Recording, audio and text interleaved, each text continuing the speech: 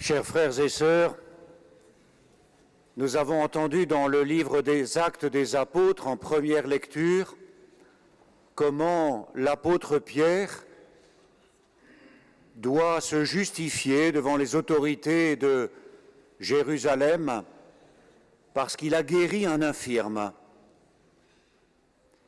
Et Pierre, bien sûr, vous connaissez cet épisode, un pauvre infirme se tient là, s'adresse à Pierre et lui demande d'avoir pitié de lui et de lui donner peut-être 3 ou 4 petites pièces d'argent. Et l'apôtre Pierre lui dit « Mais mon pauvre, je n'ai rien à te donner, mais ce que j'ai, je te le donne. Au nom de Jésus, lève-toi. » Pierre, lorsqu'il est sommé de se justifier de ce qu'il a fait, d'expliquer cette guérison de l'infirme, dit tout simplement qu'il a agi au nom de Jésus. Jésus qui a été crucifié à Jérusalem et qui est ressuscité d'entre les morts au matin de Pâques. Saint Pierre nous l'affirme donc, nous le présente comme le sauveur de toute l'humanité. Pour chacun et chacune d'entre nous, ici à Fréjus, comme partout sur la surface de la terre et dans tous les siècles de l'histoire. Jésus, le crucifié, le ressuscité, c'est en son nom que les malades se relèvent, c'est en son nom que les morts ressuscitent.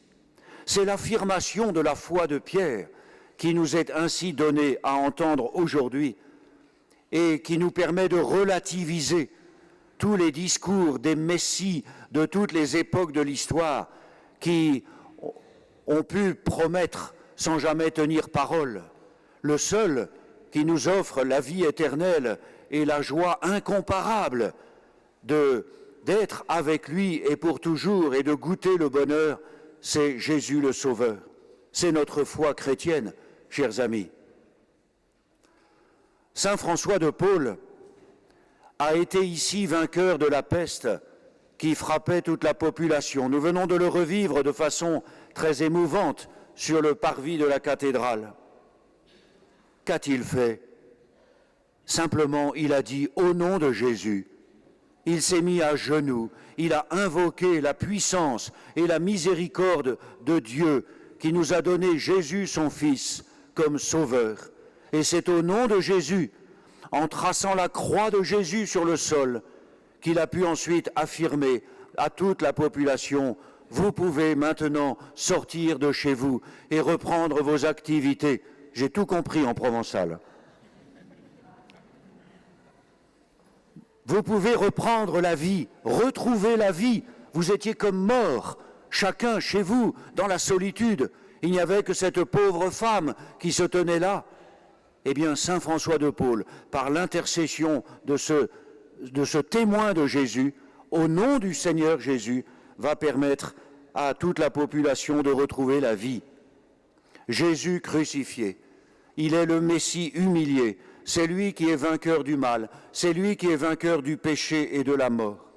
Jésus nous arrache au mal, à la souffrance, par sa croix qui est là dressée à côté de l'autel, qui porte le rameau, signifiant que c'est un arbre vivant qui nous donne un fruit, c'est la vie éternelle. C'est signifié aussi par cette flamme du cierge pascal, c'est le Christ ressuscité, la lumière qui jamais ne s'éteint, cette lumière que nous avons reçue au jour de notre baptême. La foi des chrétiens, chers amis, elle a été transmise de génération en génération, elle a été reçue par chacun ou par beaucoup d'entre nous, dans nos familles, dans nos paroisses. Et nous vivons aujourd'hui, à travers cette bravade de Fréjus, nous vivons ce qui fait l'âme de notre région, l'âme de la Provence, et je dirais même l'âme de notre pays, la France, qui s'est construit sur les valeurs de l'Évangile et sur toute la tradition chrétienne. Ce monde chrétien qui est redevenu païen, peut-être par la négligence des chrétiens en premier lieu, qui ont peut-être délaissé la prière ou la vie sacramentelle ou l'amour de l'Église, trouvant d'autres préoccupations certainement ou d'autres occupations certainement plus importantes. mais peut-être aussi par la séduction de toutes les richesses que notre monde moderne nous offre, la séduction aussi de la liberté individuelle qui nous fait penser parfois que nous pouvons prendre la place de Dieu. C'est un peu l'histoire d'Adam et Ève dans le livre de la Genèse, vous connaissez cela. Mais c'est aussi le contexte d'une laïcité qui devient très combative, qui consisterait à mettre toutes les religions dans le placard.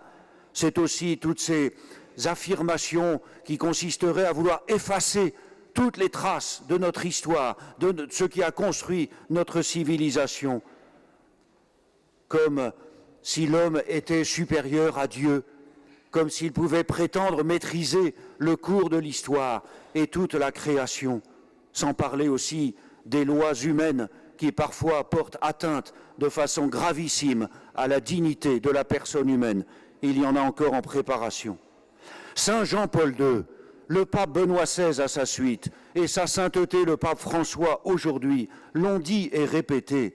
Si nous mettons Dieu en dehors de notre monde, nous allons vers notre déchéance, nous allons vers la mort.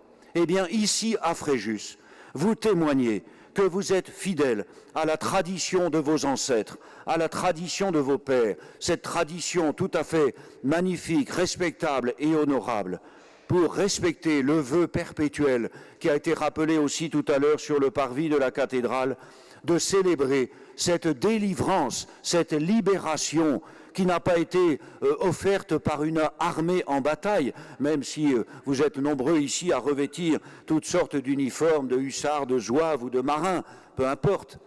Mais cette libération a été offerte par le nom de Jésus.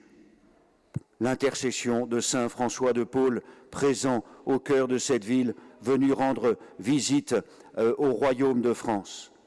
Mais attention, en honorant cette magnifique tradition à laquelle j'ai la joie de participer aujourd'hui, il faut que nous n'en restions pas à la forme extérieure. Les processions, les coups de fusil, les uniformes, les costumes provençaux traditionnels. Il faut que nous allions au cœur même de cette tradition, que nous puissions nous nourrir de cet esprit de reconnaissance, d'action de grâce qui, dans la foi chrétienne, a fait que la population s'est tournée vers le Seigneur pour le remercier de ce bienfait d'avoir été libéré de la peste. C'est dans nos cœurs, c'est dans nos engagements de citoyens, c'est dans nos engagements familiaux, dans notre vie professionnelle, dans nos associations. C'est là aussi que nous allons maintenir la flamme de cette tradition qui fait reconnaître que le Seigneur notre Dieu est le maître de notre histoire et que Jésus, son Fils, Dieu parmi nous, est notre Sauveur, celui qui nous arrache au mal et à la mort. Dans un monde, vous en conviendrez, qui est tellement marqué par l'individualisme, où chacun finit par ne penser plus qu'à soi, un monde tellement marqué par le matérialisme, où l'acquisition des biens de la terre semble être la priorité des priorités, comme si cela conduisait au bonheur. Un monde tellement marqué par le relativisme, où on ne sait plus ce qu'est la vérité, parce qu'il n'y en a qu'une. Souvent j'entends chacun sa vérité. Non, c'est faux, c'est pas possible, philosophiquement parlant. Si c'est la vérité, il n'y en a qu'une. Et le relativisme nous fait nous perdre dans toutes sortes de labyrinthes idéologiques dans lesquels il nous faut nous retrouver. Eh bien, nous l'affirmons ce matin ici. Le Christ Jésus, Dieu parmi nous, est vivant. C'est lui qui nous a rassemblés ce matin. Eh bien, par sa mort et sa résurrection, il nous a sauvés. Moi comme vous et vous comme moi. Nous avons tous besoin de la miséricorde du Seigneur, de cette tendresse infinie, de sa présence à nos côtés. Parce que comme Saint Pierre a relevé l'infirme qui était là, près de la belle porte à Jérusalem, comme Jésus a relevé les paralysés, a rendu la vue aux aveugles, a fait entendre les sourds, comme il a ressuscité les morts, aujourd'hui encore, le Seigneur, ce matin, pour nous, vient nous aider à nous relever si nous sommes tombés. Il vient nous offrir sa miséricorde, son pardon, son amour. Il vient renouer des liens amicaux, des liens d'affection entre nous, si ces liens ont été abîmés par le mensonge, par la méchanceté, par le vol, par la trahison, par la violence, par la vengeance. Oui, le Seigneur Dieu est au milieu de nous, il est vivant, c'est lui notre Sauveur. Saint François de Paule en a été un témoin, un messager. Et aujourd'hui, sans être encore un saint, je cherche à le devenir, mais je suis là envoyé par la Sainte Église pour vous redire cette parole, cette exhortation, cette reconnaissance du plus profond de votre cœur pour vous tous qui êtes baptisés dans la foi chrétienne.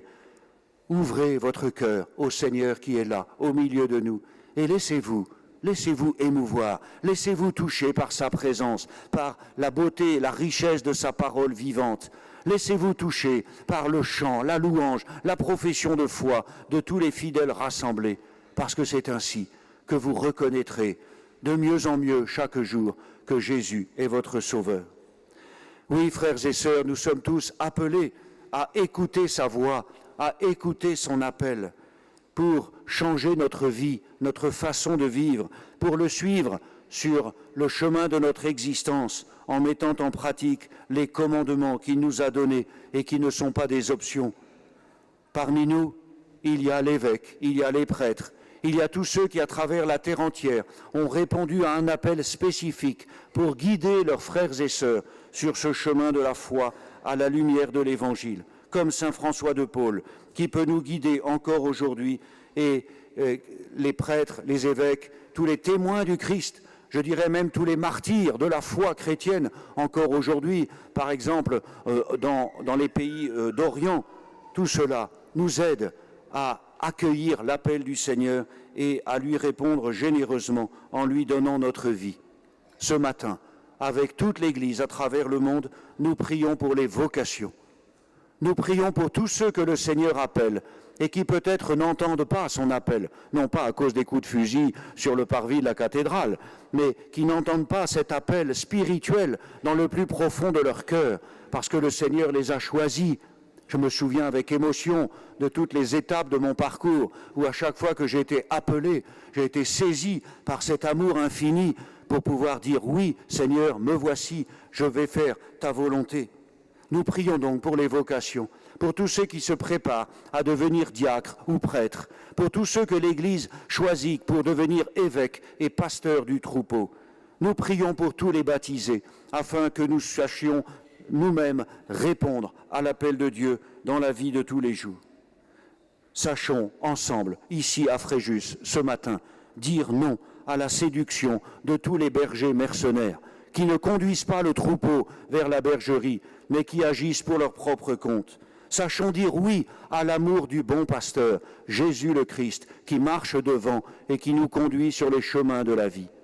Et je vous propose, symboliquement, pour ceux qui le désirent, de le faire peut-être au moins dans l'invisible de leur cœur, de retracer, comme saint François de Paule l'a fait sur le sol de la ville de Fréjus, la croix de Jésus, parce que c'est au nom de Jésus que nous pouvons vivre et renaître chaque jour de notre vie.